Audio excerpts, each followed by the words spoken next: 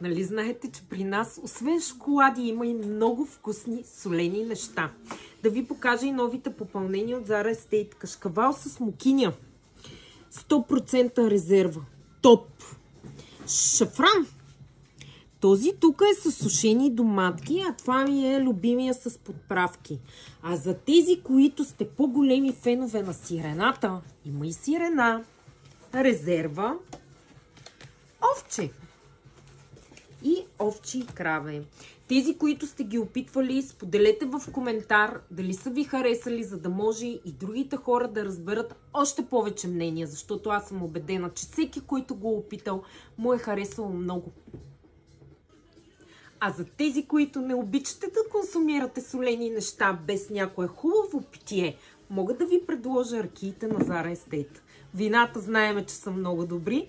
Най-вероятно и ракийката е добра.